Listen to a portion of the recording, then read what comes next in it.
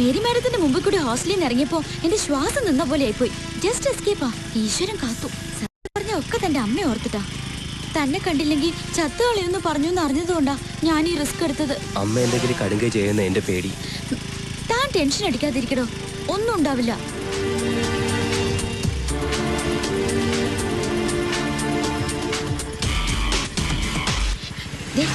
ഞാനിവിടെ വെയിറ്റ് ചെയ്യാം. എന്നെ കണ്ട ആരെങ്കിലും തിരിച്ചറിഞ്ഞ പ്രശ്ന. അമ്മയെ കണ്ടിട്ട് പെട്ടെന്ന് വരണം.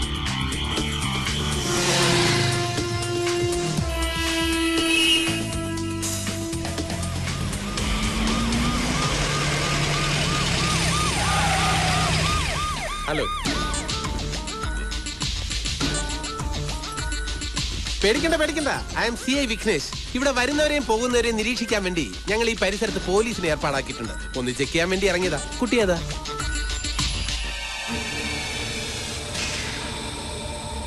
നീ അവനല്ലേ?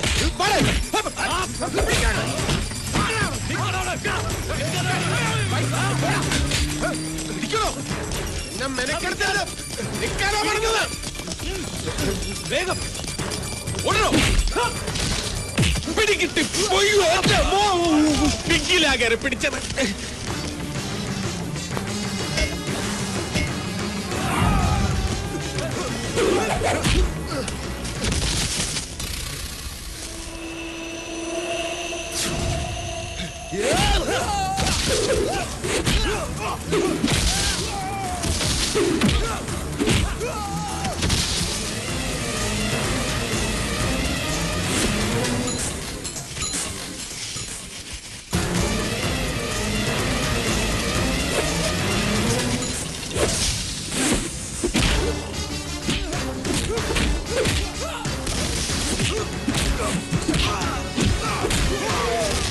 എന്താണോ നോക്കിയിരിക്കുന്നത്? പോയി തൂക്കിയെടുത്തോണ്ട് വേണം. ഞാൻ തന്നെ വേണോ? പിന്നല്ലാതെ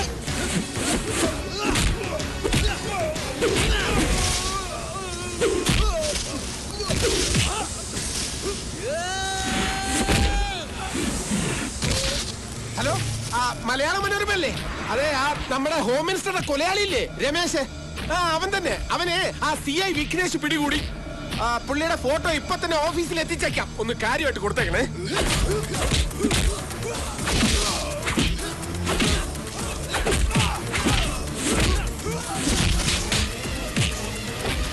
ഹലോ, മാതൃഭൂമി.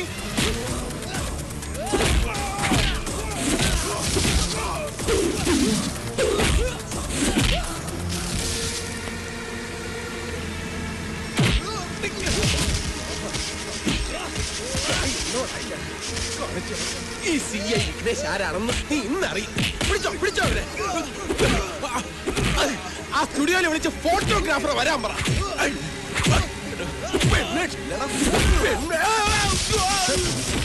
എന്താണ് സർ? അവൻ കരാട്ടെ ബ്ലാക്ക് ബെൽറ്റാ.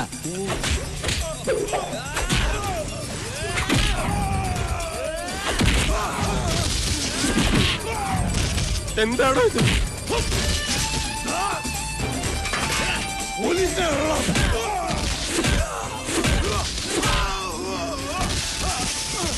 ഇനി പോലീസ് മാർഗം.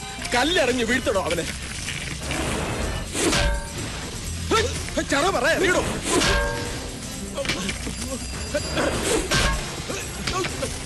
ഇത് തടുക്കണം.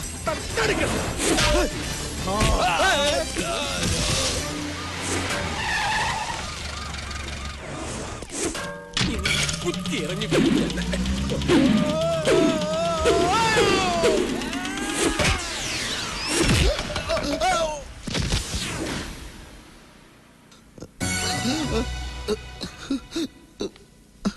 അവനെ പിടിച്ചോ? ഇല്ല സർ. അതെങ്ങനെ? ബോധം കെട്ടുവിടാൻ സാറിനെ ഹോസ്പിറ്റലിൽ എത്തിക്കോ അതോ അവനെ പിടിക്കാൻ പോവോ? പിന്നെ താൻ തന്നെ പ്രതിയെ പിടിച്ചു എന്ന് പറഞ്ഞ എല്ലാ പത്രത്തിലും വിളിച്ചു പറഞ്ഞു എന്തിന്? അതങ്ങനെയല്ലേ സർ. കർത്താ സാറിന്റെ നേതൃത്വത്തിൽ CI വിഘ്നേഷ് പ്രതിയെ പിടിക്കും. തന്നെ സർ സ്ട്രെയിൻ ചെയ്യരുത്. നെഞ്ചിന്റെ സെൻട്രൽ പോയിന്റിലാ കമ്പ് കൊണ്ടത്. അതുകൊണ്ടല്ലേ സർ നേരെ ഇങ്ങോട്ട് കൊണ്ടുവന്നത്. അവനെ പിടിക്കാൻ പറ്റിയില്ലല്ലോ. സിറ്റി മുഴുവൻ അവനെ അരിച്ചു പറക്കുന്നുണ്ട് സർ.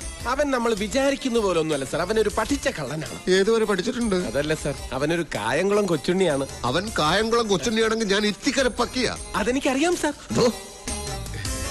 എടോ മിനിസ്റ്ററുടെ പേഴ്സണൽ ഫോണിലേക്ക് വന്ന നമ്പറുകൾ ട്രേസ് ഔട്ട് ചെയ്തോ? ഉവ്വ് സർ. 7 മണിക്ക് വിളിച്ചത് ലീഡർ KR ആണ്. 7:15 വിളിച്ചത് സിറ്റി ഹോസ്പിറ്റലിൽ നിന്നാണ്. 7:30 വിളിച്ചത് പാപ്പച്ചൻ ഗ്രൂപ്പ് MD പാപ്പച്ചനാണ്. 7:40 45 വിളിച്ചത് മിനിസ്റ്ററുടെ 2 സ്ഥിരം കക്ഷികളാണ്. അതാര്? മിനിസ്റ്ററുടെ 2 വീക്ക്നെസ്സുകൾ. അവർ ആ സമയത്ത് അവിടെ വരാനും സാധ്യതയില്ല. കാരണം അവര് അതർവൈസ് എൻഗേജ്ഡ് ആയിരുന്നു. Somewhere else with some other persons. അതൊക്കെ സാറിനോട് പറയാൻ എനിക്ക്. ഓ എന്തൊരു വെയില. പമ്പെന്ന് ഇറങ്ങാൻ 10 മിനിറ്റ് താമസിച്ചു മുതലാളി. അയ്യോ നിക്കടാ അവിടെ.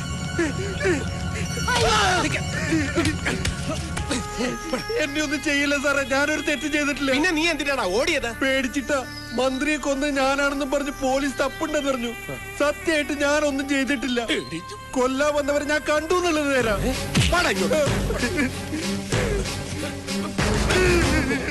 പുതിയൊരു തെളിവ് കിട്ടിയിട്ടുണ്ട് സാർ. മിനിസ്റ്റർ കൊന്നയാളെ ഇവൻ കണ്ടു. സാർ എന്താ നിന്റെ പേര്? അറുമുഖൻ. ഓ, മിനിസ്റ്ററുടെ കുക്കായിരുന്ന അറുമുഖൻ. നീ എന്തിനാ ഇവിടെ വന്നത്? ജോലി ചെയ്യുന്ന പമ്പിലെ മുതലാളി പനിയായിട്ട് കിടക്കുന്നുണ്ട്. തൊട്ടടുത്ത മുറിയില. മുറി മാറി കയറിയതാ. നടേശൻ മിനിസ്റ്ററെ കൊല്ലാൻ വന്നവരെ നീ എങ്ങനെയാ കണ്ടത്? അത് സാർ ഇവനെ വിശ്വസിക്കരുത് സാർ. ഇവന്റെ സംസാരം കേട്ടിട്ട് ഇവനും കൊലപാതകത്തിൽ പങ്കുണ്ട്. ഇല്ല സാർ. മിനിസ്റ്റർ മരിക്കുന്നതിന് 2 ദിവസം മുമ്പ് എന്റെ കർണക്കുറ്റിക്ക് അടിച്ച അവിടുന്ന് ജോലിന്ന് പുറത്താക്കിയത്. പെങ്ങടെ കല്യാണത്തിന് കുറച്ച് കാശ് കടം ചോദിച്ചു എന്നല്ലാതെ മറ്റൊരു തെറ്റ് ഞാൻ ചെയ്തിട്ടില്ല. മിനിസ്റ്റർ മരിച്ചന്ന് രാത്രി അങ്ങോട്ട് കാറ് പോകുന്ന കണ്ടു.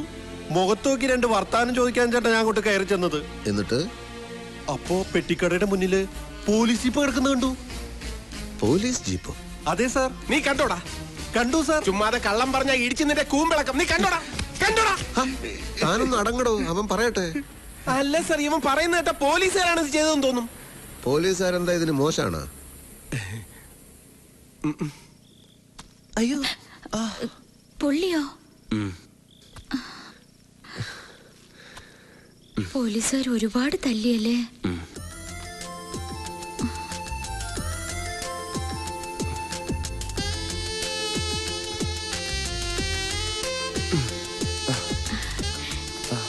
രമേശ, ഞാനൊരു കാര്യം പറയട്ടെ. ആണുങ്ങളെ ഒന്നും വിശ്വസിക്കാൻ കൊള്ളില്ലെന്നായിരുന്നു എന്റെ വിചാരം. പക്ഷെ ഇപ്പോ തന്നെ ഇത്ര അടുത്ത് പരിചയപ്പെട്ടപ്പോ I think you are a gentleman. Leader KRന്റെ കൊച്ചുമോൾക്ക് ആദ്യമായിട്ടാ ഇങ്ങനൊരു ഫീലിംഗ്. മനസ്സിന്റെ പിടി വിട്ടുപോകുമെന്നൊരു തോന്നൽ. അതുകൊണ്ട് ഞാനൊരു കാര്യം തീരുമാനിച്ചു. തന്നെ ഇനി ഇവിടെ ഇങ്ങനെ നിർത്തിയാൽ ശരിയാവില്ല. ഞാൻ പറഞ്ഞില്ലേ, എന്റെ അമ്മയെ ഓർത്തിട്ടാ. ഇല്ലെങ്കിൽ ഞാൻ എപ്പോഴേ ഈ നാട് വിട്ടേനെ. പേടിച്ചു പോയോ? ഞാൻ ചുമ്മാ പറഞ്ഞതാ. രമേശൻ എങ്ങോട്ടും പോണ്ട. സത്യം പറഞ്ഞ തന്നെ കാണാതിരിക്കാൻ പറ്റാത്ത അവസ്ഥയിലാ ഞാൻ. താൻ എന്നും എന്നോടൊപ്പം ഉണ്ടാവണമെന്നൊരു തോന്നൽ.